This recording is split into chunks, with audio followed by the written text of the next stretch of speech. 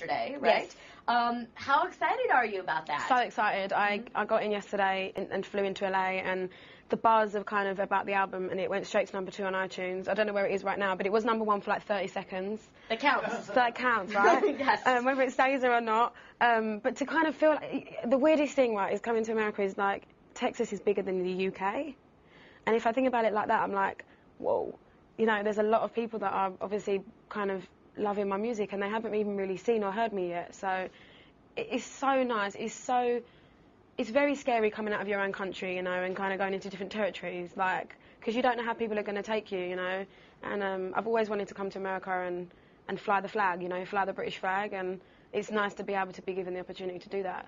What can we expect with this album? Ooh, the album is my journey from going from being kind of a teenager and a kid to an adult, you know, and what you go through, the lies you tell, the people you think you love that you really don't, the mistakes you make, the people you do fall in love with, the moments where you feel like giving up, when you hate school or you feel like you're being bullied or nothing you do is right. I think it definitely, for me, is a therapeutic album for anyone that needs lifting up, you know.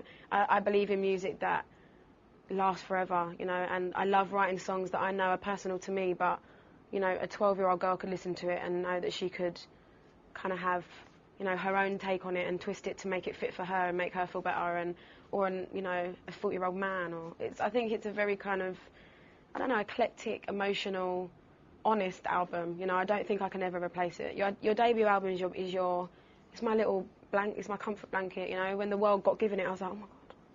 It's your pride and It's joy. like, it's been leaked. No, Jessie, it's just on iTunes. I'm like, oh.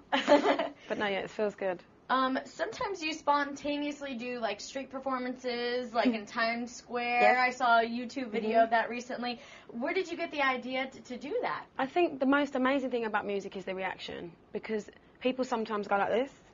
They boo, they throw things. Sometimes people go, oh my God, you're amazing, and they want to high-five me or give me a cuddle or have a picture, and that's what I love. I love an honest reaction, and I got addicted to YouTube. You know, I'd been signed for a few years, and I'd done tour, and, you know, when you're at a gig, you know, people are very honest, but they're not as honest as online because you can't see their face. So what people write online is very honest, sometimes not nice, but very honest, and I kind of enjoyed that straight to the point, you know, and I like seeing people's reaction, and I think kind of doing videos like that and not having any zhuzhy kind of Jessie jazz hands, you know, and it kind of being set up and it being too kind of, I don't know, fake. I think people can sniff fake, and I kind of just wanted to see what people would do, you know, going into the subway in a kind of very busy station in America when no one knows who you are and just singing a very, very big ballad. Some people are like, what? People are like, what? What's she doing? Like, there was a woman on the phone like, I'm sorry, I can't hear you. There's this girl, like, wailing in the station. But, you know, other people were loving it, and there was little kids dancing, and, you know, it's just about finding, you have to break down that wall and just be like, here I am, take me or leave me. Do you remember the first time you heard, you know, one of your songs on the radio? What that feeling was I did. like? I remember hearing Part in the USA on the radio, and I was driving, and I kind of forgot how to drive.